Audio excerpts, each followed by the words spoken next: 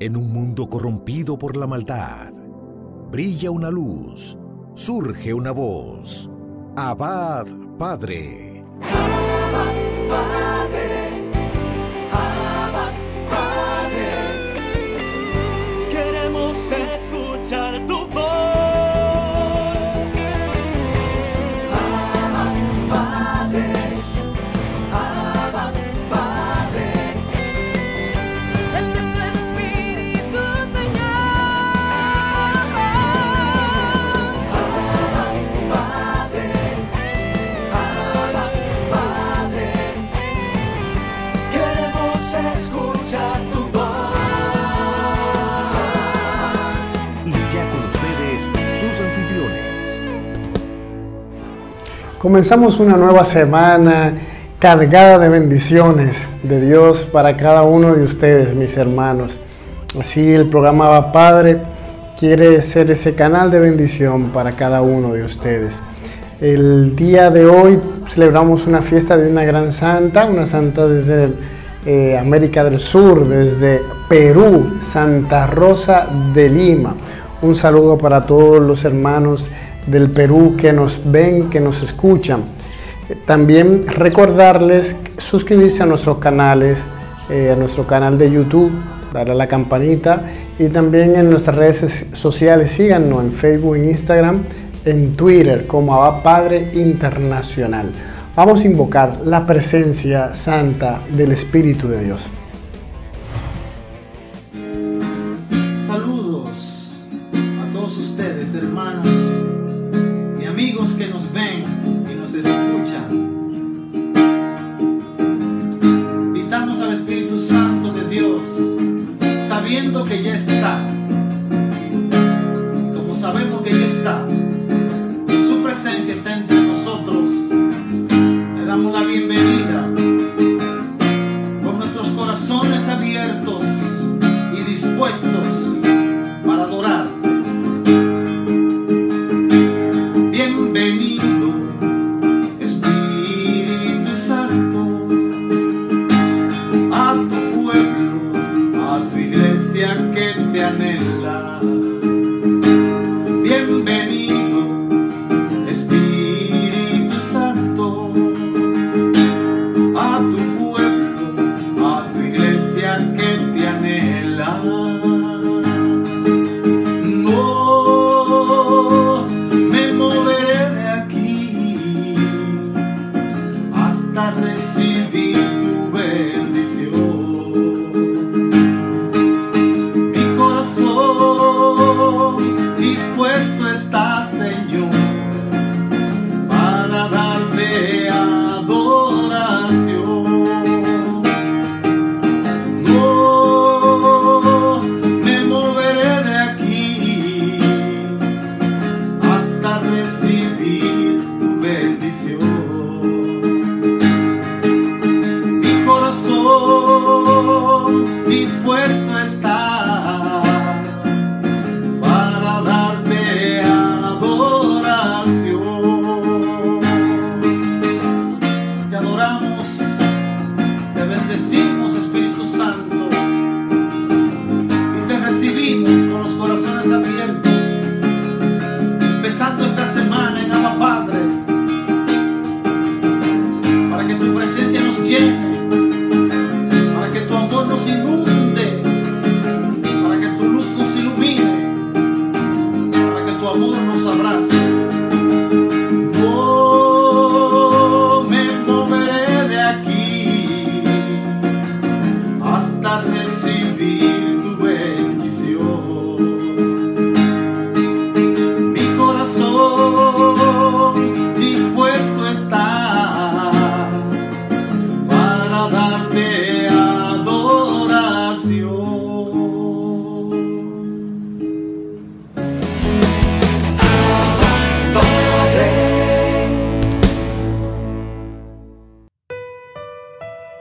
Reflexionamos la lectura del Santo Evangelio según San Mateo, capítulo 23, versículos del 13 al 22.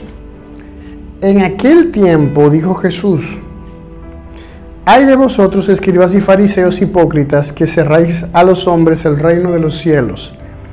ni entráis vosotros, ni dejáis entrar a los que quieren.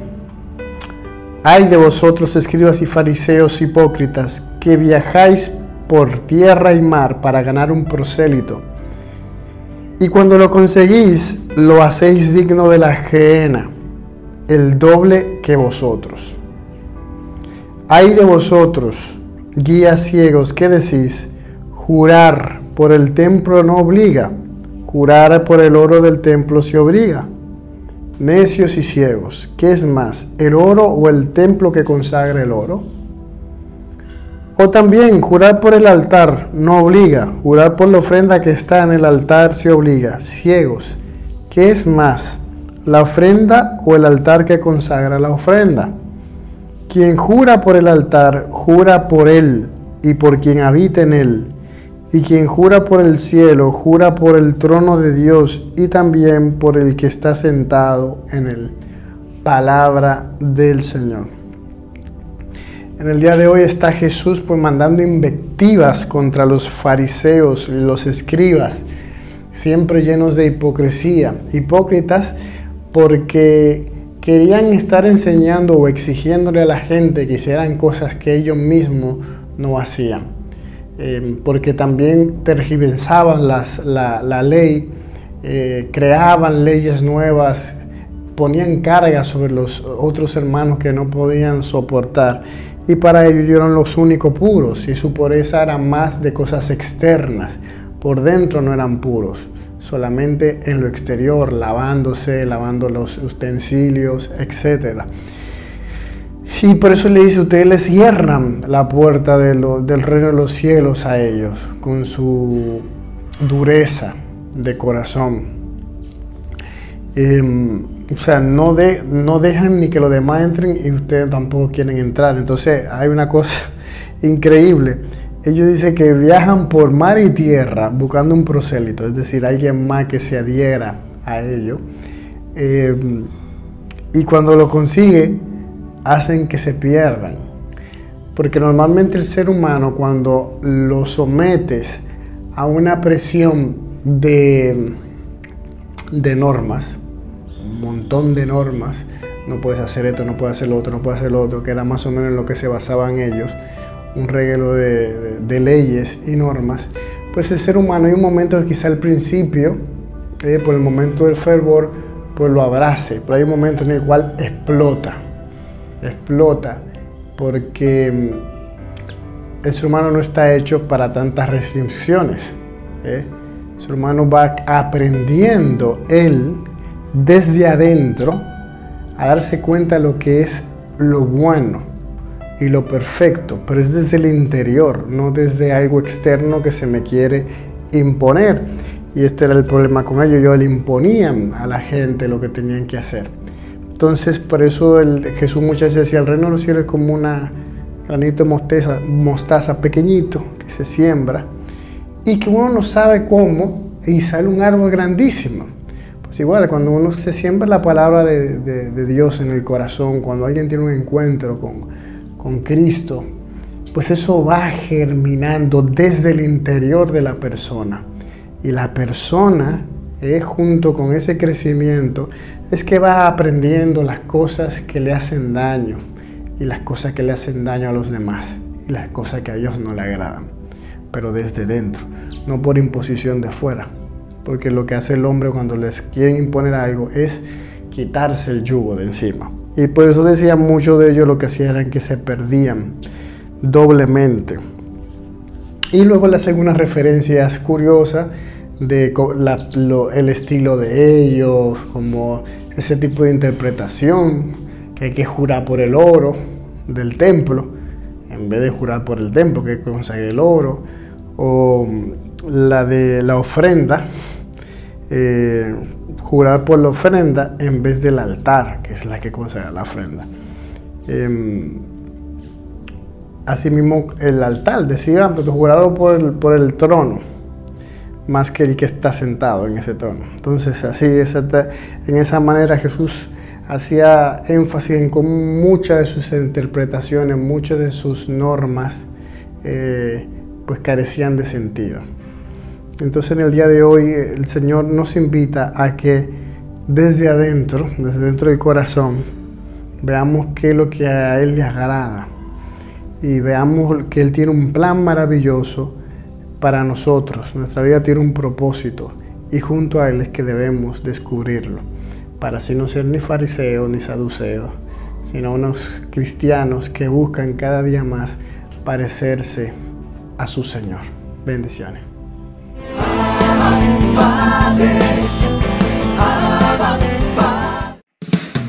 Abba Padre es la revista digital disponible para ti, gratis y mensual. Búscale y comparte la revista digital Abba Padre con temas relevantes para una nueva evangelización con alegría y ardor. Abba Padre, el medio espiritual más completo, práctico y actual para apoyar, animar y difundir la obra santa de los evangelizadores hispanoparlantes de hoy. Gratis y mensual. Abba Padre, la revista digital.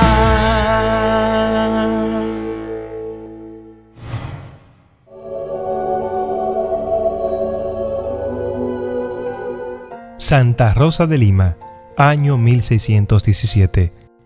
El Papa Inocencio IX dijo de esta santa un elogio admirable. Probablemente no ha habido en América un misionero que con sus predicaciones haya logrado más conversiones que la Rosa de Lima obtuvo con su oración y sus mortificaciones, lo cual es mucho decir. Nacida en Lima, Perú, en 1586, año de las apariciones de la Virgen de Chiquinquirá, fue la primera mujer americana declarada santa por la Iglesia Católica. En el bautismo le pusieron el nombre de Isabel, pero luego la madre, al ver que al paso de los años su rostro se volvía sonrojado y hermoso como una rosa, empezó a llamarla con el nombre de Rosa, y el señor obispo, al darle la confirmación, le puso definitivamente ese nombre, con el cual es conocida ahora en todo el mundo. Desde pequeñita, Rosa tuvo una gran inclinación a la oración y a la meditación. Un día, rezando ante una imagen de la Virgen María, le pareció que el niño Jesús le decía: «Rosa, conságrame a mí todo tu amor». Y en adelante se propuso no vivir sino para amar a Jesucristo, y al oír a su hermano que si muchos hombres se enamoraban perdidamente era por la atracción de una larga cabellera y de una piel muy hermosa, se cortó el cabello y se propuso llevar el rostro cubierto con un velo, para no ser motivo de tentaciones para nadie. Quería dedicarse únicamente a amar a Jesucristo. Un joven de alta clase social se enamoró de Rosa y quería casarse con ella. Sus padres estaban muy entusiasmados porque ellos eran muy pobres y este matrimonio daría a la joven un porvenir brillante. Pero ella, aunque hubo serios disgustos en la familia, les declaró que se había propuesto que su amor sería totalmente para Dios y que renunciaba por completo a todo matrimonio por brillante que fuese. Se propuso irse de monja agustina, pero el día en que fue a arrodillarse ante la imagen de la Virgen Santísima para pedirle que le iluminara si debería irse de monja o no, sintió que no podía levantarse del suelo donde estaba de rodillas. Llamó a su hermano a que le ayudara a levantarse, pero él tampoco fue capaz de moverla de allí. Entonces se dio cuenta de que la voluntad de Dios era otra y le dijo a Nuestra Señora: «Oh Madre Celestial, si Dios no quiere que yo me vaya a un convento, desisto desde ahora de esta idea». Tan pronto pronunció estas palabras, ya quedó totalmente sin parálisis y se pudo levantar del suelo fácilmente. Seguía diciéndole a Dios que le indicara a qué asociación religiosa debería ingresar, y de pronto empezó a llegar junto a ella cada día una mariposa de blanco y negro, y revoloteaba junto a sus ojos. Con esto le pareció entender que le debería buscar una asociación que tuviera un hábito de blanco y negro, y descubrió que eran las terciarias dominicas, unas mujeres que se vestían con una túnica blanca y un manto negro y llevaban vida como de religiosas, pero vivían en sus propias casas, y pidió ser admitida y la aceptaron. Entonces vino a saber que la más famosa terciaria dominica es Santa Catalina de Siena, que se celebra el 29 de abril su vida, y se propuso estudiar su vida e imitarla en todo, y lo logró de una manera admirable. Se fabricó la túnica blanca y el manto negro y el velo también negro para la cabeza, y así empezó a asistir a las reuniones religiosas del templo. Pero sucedió que la gente, admirada de su comportamiento, empezó a señalarla y a llamarla la Santa. Entonces ella, que sabía que nada es tan peligroso como la vanidad, el orgullo y el deseo de aparecer, se fabricó una pequeña habitación en el solar de la casa donde vivía, y allí se dedicó a practicar por varias horas del día y de la noche sus meditaciones, sus penitencias y sus muchas oraciones. Allí pasará el resto de su vida y solamente saldrá para ir a misa o a socorrer a algún enfermo. Su padre fracasó en el negocio de una mina y la familia quedó en gran pobreza. Entonces Rosa se dedicó durante varias horas de cada día a cultivar un huerto en el solar de la casa y durante varias horas de la noche a hacer costuras para ayudar a los gastos del hogar. El demonio la atacaba de muy diversas maneras y las tentaciones impuras le hacían sufrir enormemente. Además, le llegaban épocas de terribles sequedades espirituales en las cuales todo lo que fuera oración, meditación o pensamientos le producían horror y ascos. Y fuera de eso, la gente se burlaba de su comportamiento y los mismos familiares le consideraban equivocada en su modo de vivir. Alguna vez le protestó amorosamente a Jesucristo por todo esto, diciéndole: «Señor, ¿y a dónde te vas cuando me dejas sola en estas terribles tempestades?» Y oyó que Jesús le decía: «Yo no me he ido lejos. Estaba en tu espíritu dirigiendo todo para que la barquilla de tu alma no sucumbiera en medio de la tempestad». Es difícil encontrar en América otra santa mujer que haya hecho mayores penitencias. No las vamos a descubrir todas, porque son muchas de verdad, pero son dignas de imitar. Lo primero que esta santa mujer se propuso mortificar fue el orgullo y su amor propio, su deseo de aparecer y de ser admirada y conocida. Y en ella, como en todas las cenicientas del mundo, se ha cumplido lo que dijo Jesús: quien se humilla será enaltecido. La segunda penitencia de Rosa de Lima fue la de los alimentos. Su ayuno era casi continuo y su abstinencia de carnes era perpetua. Comía lo mínimo necesario para no desfallecer de debilidad, y aun en los días de mayor calor no tomaba bebida refrescante de ninguna clase. Y aunque algunas veces la sed la atormentaba, le bastaba mirar al crucifijo y recordar la sed de Jesucristo en la cruz para tener valor y seguir aguantando su sed por amor a Dios. Dormía sobre duras tablas con un palo por almohada. Alguna vez le empezaron a llegar deseos de cambiar sus tablas por un colchón y una almohada. Miró al crucifijo y le pareció que Jesús le decía: «Mi cruz era mucho más cruel que todo esto». Y desde ese día nunca más volvió a pensar en buscar un lecho más cómodo. Distintas enfermedades la atacaron por mucho tiempo. Cuando algunas personas la criticaban por sus demasiadas penitencias, les respondía: «Si ustedes supieran lo hermoso que es un alma sin pecado, estarían dispuestos a sufrir cualquier martirio con tal de mantener el alma en gracia de Dios». Y ella sí que lo sufrió.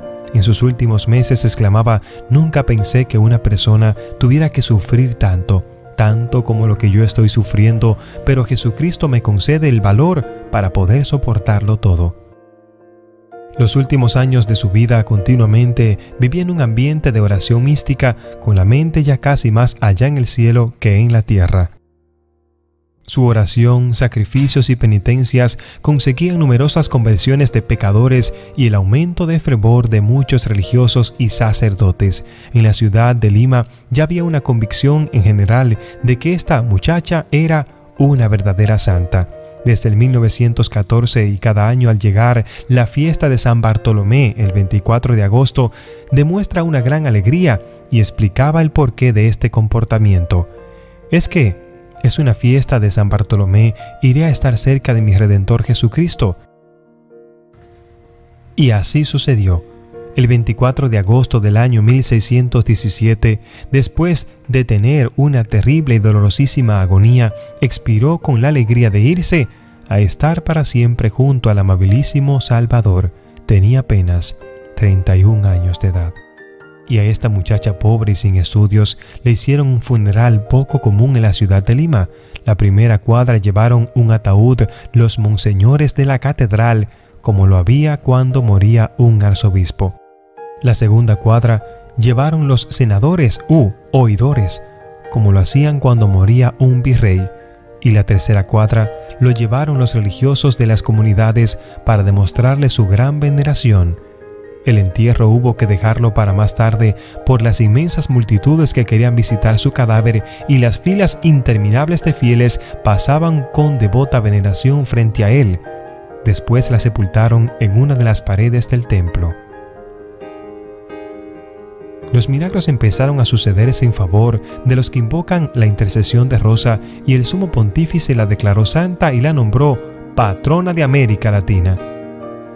Su vida es recordada el 23 de agosto de cada año para recordarnos que tú y yo también estamos llamados a la vida de oración, meditación, pero sobre todo a buscar la humildad y la santidad, porque sin santidad no veremos el rostro de Dios.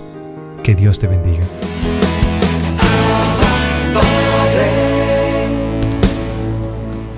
Bendiciones, hermanos y hermanas. Aquí estamos en una nueva entrega de tu programa Abba Padre Internacional. Sea bendecido y alabado el santo nombre de nuestro Señor Jesucristo. En este día vamos a pedir a ese Santo Espíritu de Dios que continúe fortaleciendo nuestras vidas, que nos llene de su amor, que nos llene de su gracia, que nos conforte, que nos conceda un oído de escucha y un corazón dispuesto para que este mensaje que el Señor ha puesto en mi corazón para compartir con todos ustedes, hermanos y hermanas, que se mantienen en sintonía con su programa a través de las plataformas virtuales y los medios de comunicación. En este día vamos a compartir el tema las obras de Jesús Salvador. Qué maravilloso este tema, hablar sobre la persona de Jesús. Y para destacar una de las tantas obras y manifestaciones de la persona de Cristo desde su vida pública revelada en el Evangelio de San Juan, capítulo 2, verso 1 y siguiente, en todo lo que fue el episodio de Jesús se revela en las bodas de Caná. Pero no obstante se revelen estas bodas, sino que por la intercesión de la Santísima Virgen María es posible este milagro. Pero nos vamos a hacer énfasis bajo la cita bíblica del Evangelio de San Lucas en el capítulo 7, versículos 11 y siguiente. Leemos la palabra de Dios. Jesús se dirigió poco después a un pueblo llamado Naín, y con él iban sus discípulos y un buen número de personas.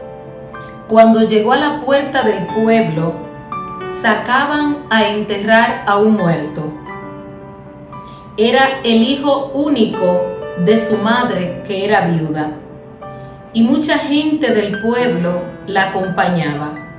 Al verla, el Señor se compadeció de ella y le dijo: no llores. Después se acercó y tocó el féretro. Los que lo llevaban se detuvieron.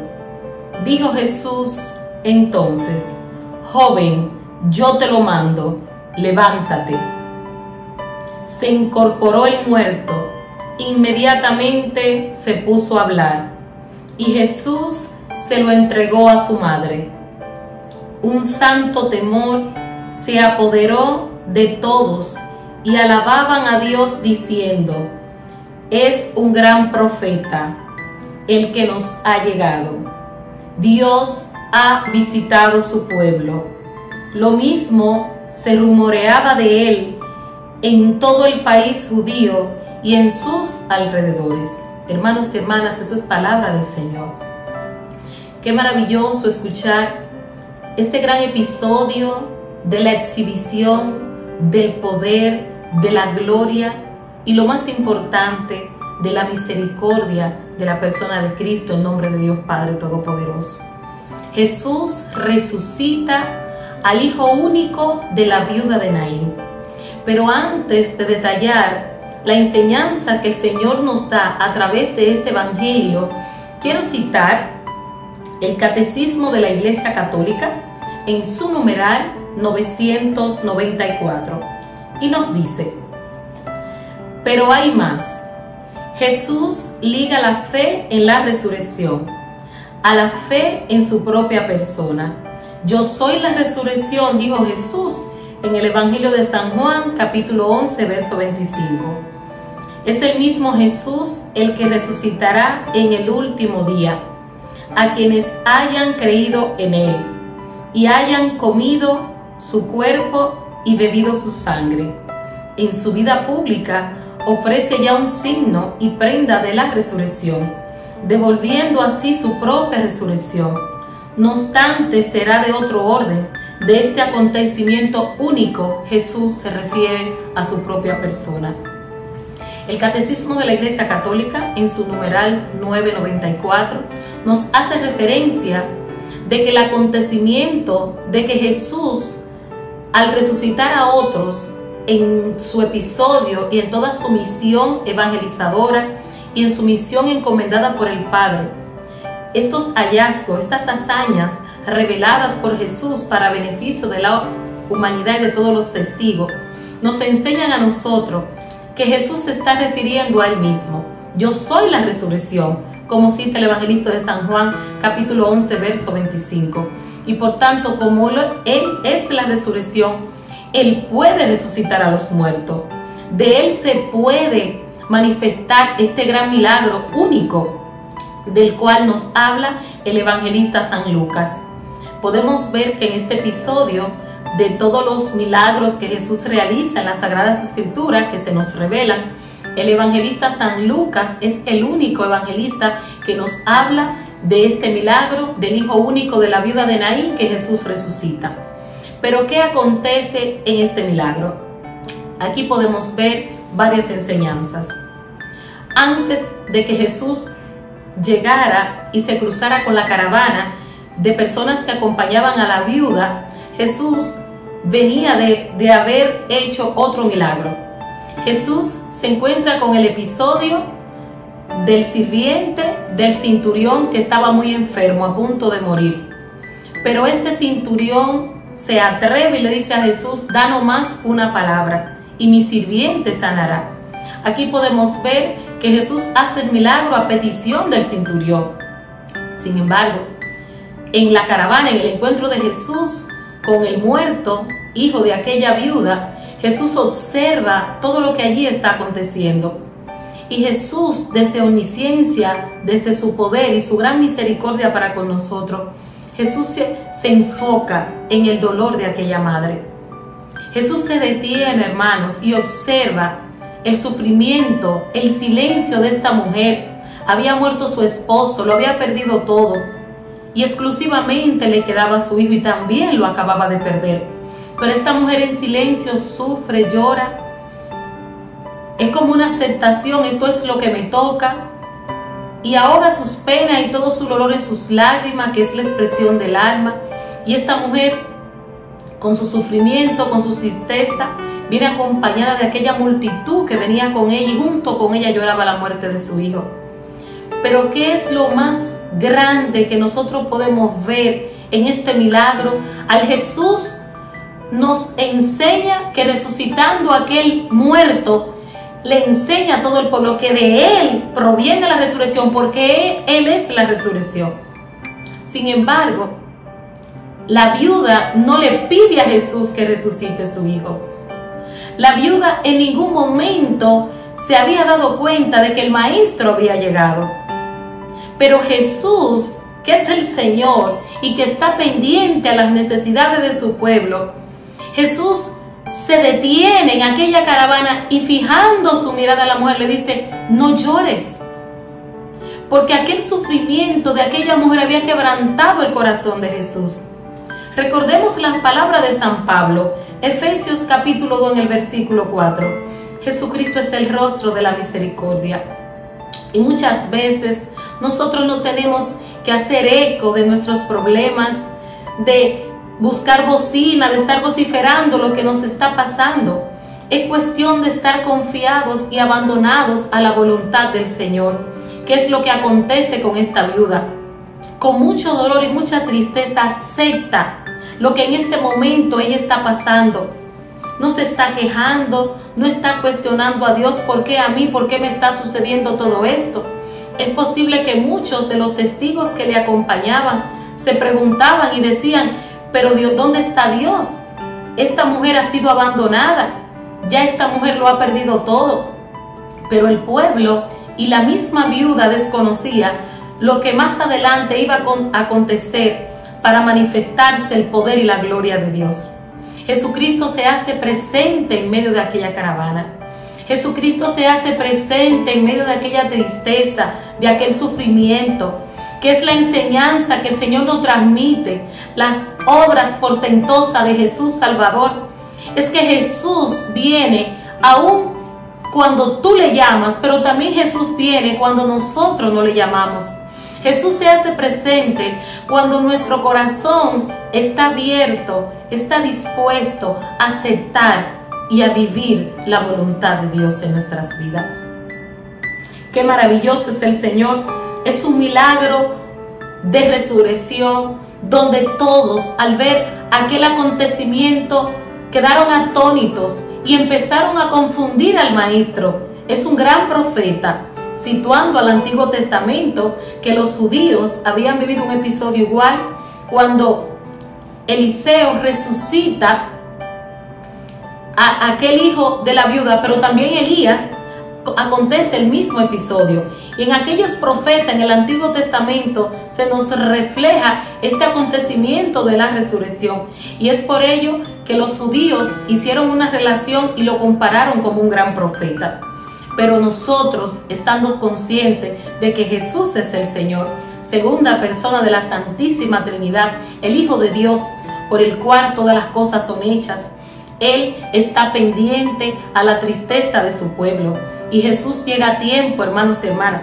Y es lo que nos dice, que una sola palabra de Jesús, una mirada de Jesús, es lo que ocasiona indudablemente el milagro que se haga visible ante el pueblo en el nombre del Señor. Y es eso lo que el Señor nos enseña en este maravilloso milagro. Vemos que después de que Jesús le dice a la mujer, no llores, los que llevaban el muerto automáticamente se detienen, porque ya había una fama de Jesús. Ya Jesús había manifestado otros milagros, y los presentes que iban en la caravana para enterrar el muerto se sorprendieron, pero entre ellos habían personas que se preguntaban, algo va a ocurrir porque ha llegado el Maestro. Y ese es el mensaje que el Señor nos trae a cada uno de nosotros. La llegada de Jesús, cuando nosotros estamos no exclusivamente en tiempos de alegría, en momentos de gozo, de deleite, de abundancia, sino específicamente en los momentos de angustia, de soledad, y como en el caso de la viuda de Naín, en un momento de muerte, Jesús de Nazaret se hace presente. Jesús se detiene y observa el sufrimiento de su pueblo. Y en este momento donde la humanidad está siendo testigo y viviendo los sufrimientos que ocasionan esta pandemia, la crisis económica, la crisis espiritual, la falta de reunirnos, de volver a nuestras comunidades cristianas y de agruparnos masivamente como anteriormente lo hacíamos para alabar, bendecir y glorificar el santo nombre del Señor. A través de las obras salvíficas que se nos revelan del Maestro, el Señor nos invita a aceptar la voluntad de Dios, a permanecer firmes ante las circunstancias vividas.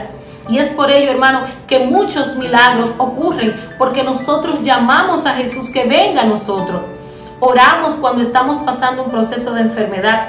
Oramos cuando estamos en situaciones difíciles en el ámbito laboral, en el aspecto familiar, en los diferentes contextos en los cuales el ser humano se desenvuelve. Pero lo más importante, hermanos, es que Jesús siempre está presente. Y fue lo que aconteció cuando Jesús ordenó a la mujer, no llores. Fue un decreto divino, fue una palabra que marcó la vida de aquella mujer y fijó su mirada en Jesús. Y al instante de que Jesús le dice a la viuda, no llores, Aquellos hombres que cagaban el muerto se detuvieron. Y aquella detención humana, porque muchas veces tenemos que detenernos para ver y ser testigo de lo que Jesús va a hacer a favor de nosotros.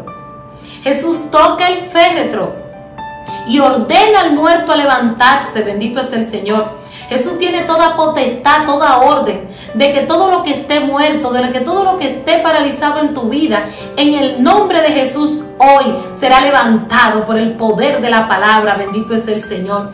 Y así como Jesús entregó aquel hijo que estaba muerto, que iba a ser entregado a su madre, asimismo hoy Jesús, que es la resurrección, Jesús que es dador de vida, Jesús que es el Señor, te dice que no temas, que Él viene a ayudarte, que Él está contigo. Y si tú, hermano y hermana, aún en medio de que tu situación ya está a punto de ser sepultada, aún en medio de que ya tú entiendas que tu situación no tiene solución, Jesús de Nazaret hoy nos dice: detente, levántate, porque yo soy el Señor. Bendito sea su nombre. Por eso en este momento te invito, hermanos, vamos a orar. Vamos a orarle a Jesús, a ese Jesús que tiene poder. Vamos a clamar, vamos a tomar una actitud de confianza, vamos a postrarnos ante Él. Y yo te invito en este momento a cerrar tus ojos en el nombre poderoso de Jesús. Padre, te alabamos, te bendecimos, te glorificamos. Te damos todo honor, toda gloria, toda la honra. Aquí estamos, Jesús. Nos postramos ante ti confiados, Señor. Confiados en que tuyo es el poder y tuya es la gloria. Te pedimos, Jesús, que así como tú obras y te manifiestas, Señor, y tú te paseas en medio del pueblo que sufre, en medio de los que lloran, en este momento te presento, Señor, este pueblo que está conectado con Abba Padre, y aquellos que serán testigos porque otros le contarán lo que tú estás haciendo en este momento. Paséate, Jesús de Nazaret, y toca a tantos enfermos. Ven a nuestras vidas, Señor. Mira cuántos muertos necesitamos que tú toques, Señor, en este momento. Ven, Jesús de Nazaret. Ven a enjugar nuestras lágrimas. Ven a sanar nuestras dolencias. Ven a dar vida a todo lo muerto que esté en muchas personas que están sedientas, que están secas, que necesitan un soplo de ti, Señor. Padre, para ti todo es posible y confiamos en tu palabra y en tu misericordia. Creemos que en este momento tú estás resucitando sueños, tú estás resucitando propósitos, tú estás resucitando ministerio, tú estás resucitando vidas en el corazón de tantos servidores, de tantas familias, de tantas personas que están necesitadas de ti. Ven a nuestro encuentro, ven a nuestras vidas. Jesús amado, te invitamos. Tuyo es el poder, tuya es la gloria. Hermano y hermana, en este momento yo te invito a tener fe. Las obras salvadoras de Jesús se manifiestan cada día y se nos revelan en la medida de que mantenemos nuestra fe y creemos en la palabra de nuestro Dios. Dios te bendiga. Te invito a continuar en sintonía con este tu programa Abba Padre Internacional. Bendiciones.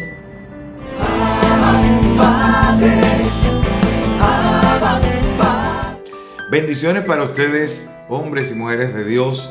Con ustedes aquí su hermano René García, y en este espacio Creciendo Contigo quiero motivarte a que podamos reflexionar, expandir nuestra conciencia sobre ese estado natural, esa condición con la que Dios te ha elegido, invitándote a crecer, a expandirte, a poder manifestar tu potencial en Él y a poder dar frutos. Que tú y yo demos frutos, en eso encuentra Dios Padre su gloria.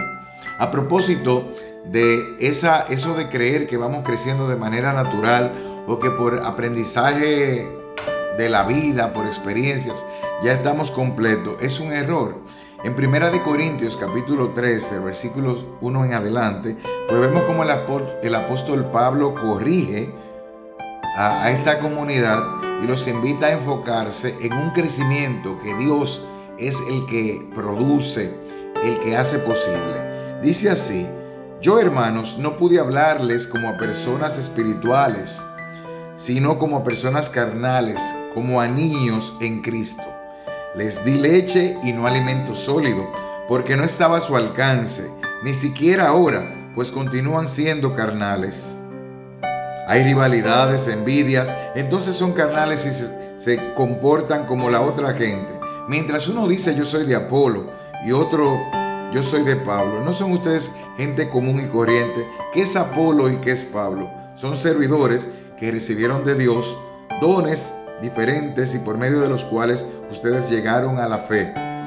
Yo planté, Apolo regó, pero el que hizo crecer fue Dios. De modo, el que planta no es algo ni tampoco que riega, sino Dios que hace crecer.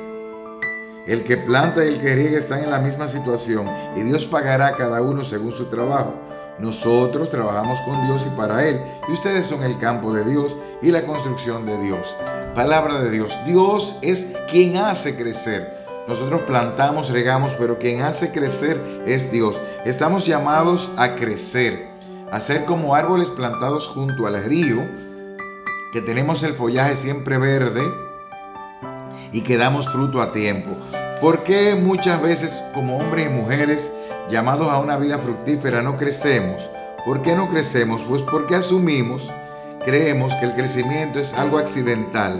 Así como hemos crecido de manera natural desde recién nacidos a adultos, pensamos que el crecimiento espiritual, el crecimiento, la maduración psicológica, emocional, el ser hombres y mujeres extraordinarios, ser sal y luz, a lo que estamos llamados, ocurre de una manera accidental, que no hay que hacer ningún esfuerzo. Pero en el crecimiento se necesita precisamente una intención. Muchas veces estamos muy distantes y muy lejos del plan que Dios ha tenido en nuestras vidas por algunas suposiciones, brechas, tapones, muros que nosotros mismos tenemos en nuestra manera de pensar, en nuestra manera de sentir. Es como suponer que automáticamente vamos a crecer porque participemos en espacios de crecimiento. El creer que no tenemos la sabiduría necesaria, que no tenemos el tiempo, que tenemos miedo a equivocarnos y por eso nos quedamos limitados en nuestra zona de conocimiento o hasta donde nos sentimos en poco riesgo. El querer ser muchas veces perfeccionistas, de creer que nosotros tenemos que hacer las cosas perfectas, quizás por orgullo, por vanidad, por soberbia, y es mejor hecho que perfecto. La inspiración, a veces no tengo ganas, no quiero crecer en la palabra, no quiero crecer como padre, como madre, como esposo, como esposa, como hijo, como ciudadano, en mi área profesional. También tendemos a compararnos, quién es mejor que yo o quién es más pequeño que yo. Y tenemos muchas expectativas a veces de que es fácil. Ningún crecimiento ha sido fácil. Es un reto que Dios te pone a ti y a mí para crecer, para expandirnos, para ser como la buena tierra, la tierra fértil que ha recibido la semilla de la vida, de la fuerza, el potencial, los talentos, los dones que Dios te ha puesto, y que no importa lo que tú hayas vivido hasta ahora, abrirte con emoción y con entusiasmo a lo que Dios quiere hacer en ti. Roma no fue construida en un día. La conversión de Saulo a ser Pablo no ocurrió en un día. El que David pueda irse desarrollando desde un niño que tocaba la cítara, a alguien que luchó contra Goliat, y aquel que pudo reinar en el nombre de Dios y tener un corazón de Dios, no fue cuestión de un día, sino de un proceso. Entonces, ¿cuánto tiempo estás tú dispuesto a darle a Dios y poner tu intención para tú crecer? ¿Estás tú del tamaño que Dios te quiere ver? ¿O estamos todavía tomando leche, alimento infantil? Hay una transición, tiene que haber un cambio para nosotros poder pasar de ser niños a ser adultos en maduración, adultos en entusiasmo, ser personas coherentes, donde yo vivo y practico lo que yo predico. No es tanto lo que yo sepa, no es tanto el conocimiento, no es tanto la información que yo tenga, sino la transformación que voy viviendo en cada circunstancia, en cada momento, en cada reto, en cada relación que me toca vivir. ¿Dónde estás tú ahora? ¿De qué tamaño te sientes? ¿Dónde estás tú ahora? ¿De qué tamaño te sientes? Te pregunto. ¿Hasta dónde piensas tú que Dios te quiere llevar en tu vida? ¿En cuál dirección estás llamado a transitar? ¿A dónde Dios quiere que camines? ¿Cuál es la tierra que Dios te tiene a ti prometida? ¿Dónde Él quiere que tú seas sal y luz?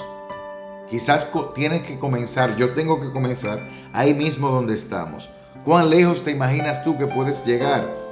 ¿Cuánto Dios pudiese pensar en mí y hasta dónde Él me quiere llegar? ¿Cuánto tiempo te tomará? ¿Estás dispuesto a pagar el precio? Entonces tenemos que enfrentar el miedo a ir a aguas profundas, el miedo a dejar de pensar que Pablo o Apolo o cualquier líder o cualquier experiencia que yo tenga o cualquier trayectoria que yo tenga en cualquiera de las áreas de mi vida es lo que me va a dar garantías. Vamos a perder el miedo al fracaso, el miedo al cambio, vamos a afrontarlo, el miedo a extendernos más, el miedo al qué dirán cuando yo crezco, cuando yo soy íntegro, cuando yo me expando y doy frutos, el miedo a que nos dejen solos. Porque ¿cuál es la emoción más fuerte ahora mismo en tu vida, en tu matrimonio, en tu carrera, en tu familia, en tus diferentes roles en la vida? ¿Cuál es la emoción más fuerte?